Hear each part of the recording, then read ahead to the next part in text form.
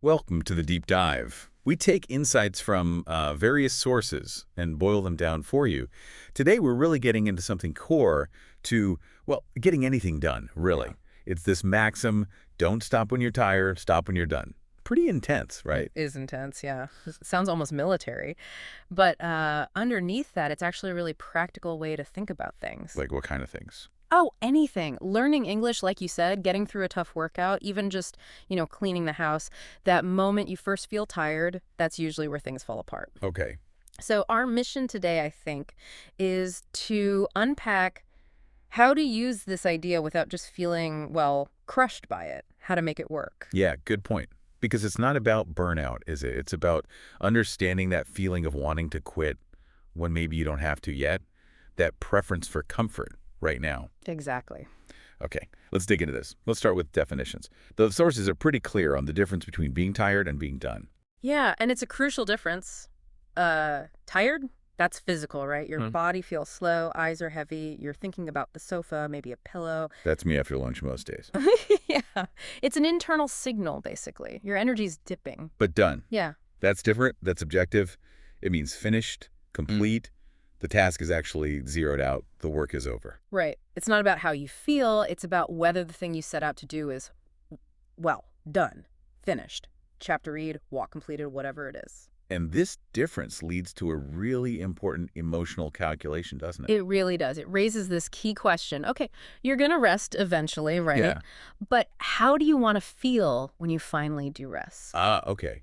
So the sources talk about this. Like, if you stop just because you're tired, you get the comfort now, sure. But later, you feel tired anyway, and you feel kind of bad, right?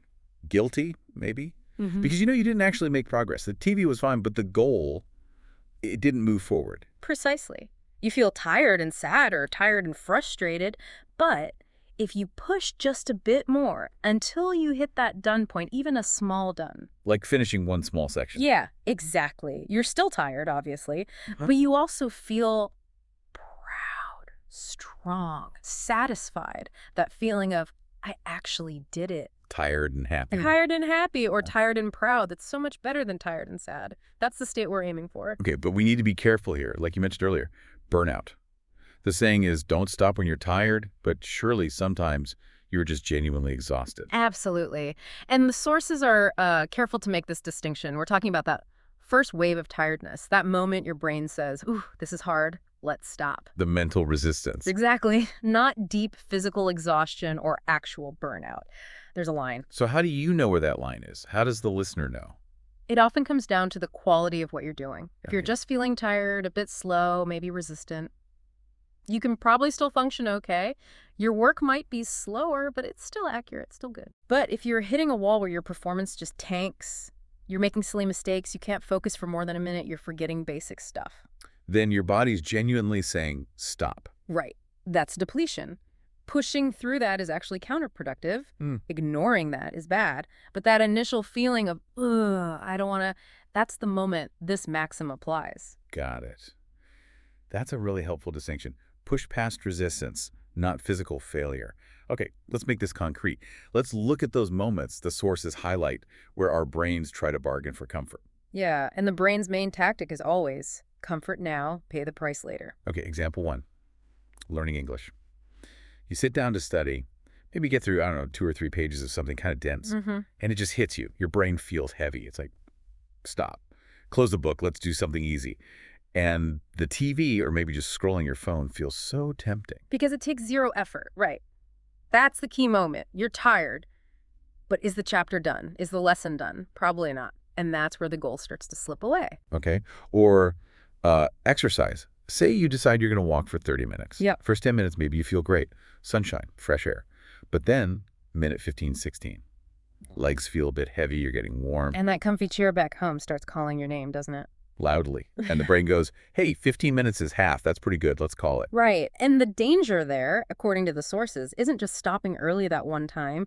It's that you're teaching your brain that feeling a bit tired is a perfectly acceptable reason to quit. You redefine what commitment means. You lower the bar without realizing it. Exactly. And the last one, maybe the most universal. The messy kitchen after dinner. You've eaten, you're full, maybe you had a long day, you're just wiped, and you see The pile. Plates, glasses, pots, pans. It looks like a mountain. And the temptation is huge, right? Because sleep or just relaxing on the sofa feels so close and so good. And the brain whispers that bad phrase, maybe tomorrow. The classic procrastination line. Right. I'll have more energy tomorrow morning. But what's the actual result of that? The sources say leaving it leads to kind of a sad morning. Yeah. Right. You wake up, and the first thing you see is this unfinished job. It sets a bad tone. It does. It's a little cloud of incompletion hanging over you. Right. Whereas if you just push through for, say, 20 minutes, get it done. Even though it feels uncomfortable now. Right. Then when you finally do hit the sofa or go to bed, that rest feels earned. It's a prize.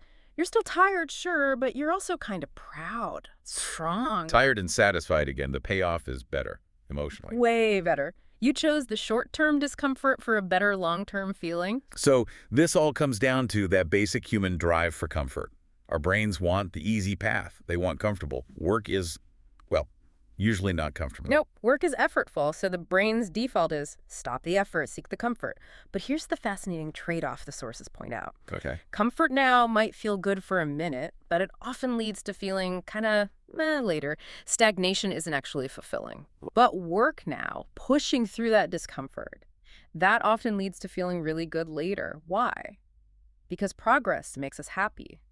Learning, improving, achieving. That's what truly fuels, well-being.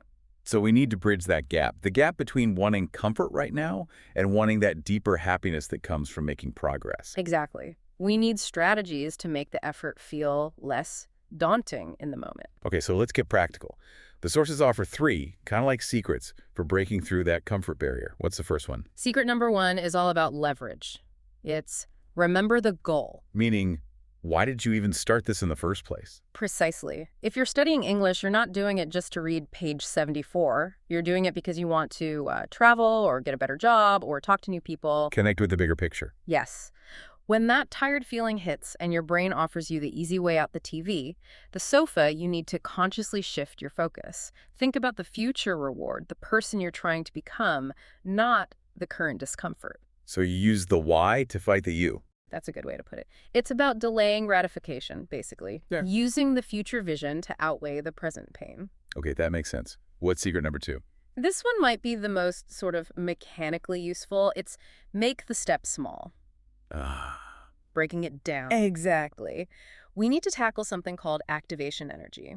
That's the mental hurdle you have to jump over just to start something. If your goal is massive, like study for 3 hours. That hurdle feels huge, insurmountable sometimes. Right. Your brain just says, nope, and defaults to comfort.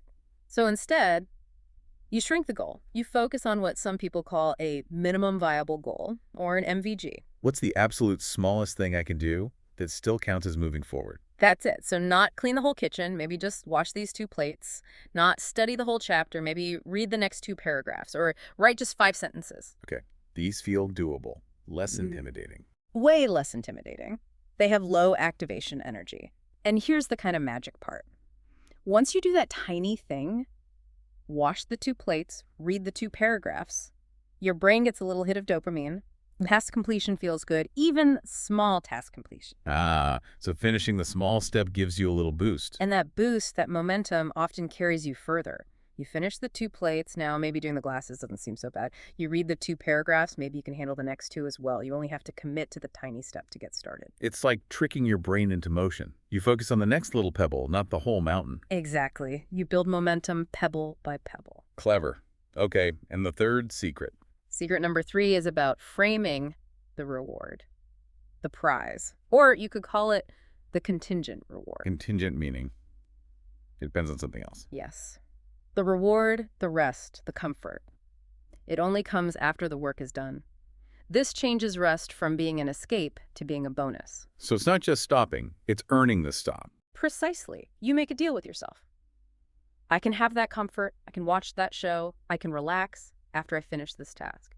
So the sofa isn't just relief from cleaning the kitchen, it's the prize for cleaning the kitchen. Or that coffee is the prize for finishing the study block. Yeah. Or listening to your favorite music is the reward after the walk is complete. Right. The key is that the prize has to be something you actually want. It should be fairly immediate, And it absolutely depends on getting to done. It reinforces the behavior you want finishing the task. Because then the effort doesn't feel like an obstacle between you and comfort. Exactly. The effort becomes the pathway to the prize. It reframes the whole experience. Okay, this is a really solid toolkit.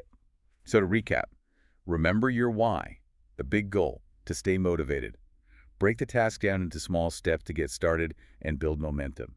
And use a prize, a contingent reward, to make finishing feel earned and satisfying. That's the core framework, yeah. Because look, learning something new, doing meaningful work, even just keeping life organized. It's often a big job. Fatigue's going to happen. It's normal. But these strategies suggest you're stronger than that temporary urge to quit. And if we zoom out for a second, the real takeaway here is about building what you might call a mastery mindset. Yeah. Every time you successfully push past that momentary feeling and actually finish something, You're strengthening a muscle. they're strengthening your psychological muscle for self-efficacy, Yeah. for follow-through. You're not just getting a task done, you're reinforcing your identity as someone who finishes what they start. Someone who gets it done. Right. And that commitment, that identity really, is often the difference between people who achieve a lot and those who, well, don't in almost any area. That shift in identity, I'm someone who finishes, feels really powerful. Choosing progress over just pausing. Okay, so for everyone listening, let's bring this home. Think about one thing right now. One small task that maybe feels a bit sticky, something you've been putting off. Could be an email, cleaning just one shelf, reading one difficult page. Just one small thing. Yeah, define that minimum step, that first pebble. Go do it today, and then give yourself that prize you earned. Go ahead and be tired afterwards, but make sure you're also proud.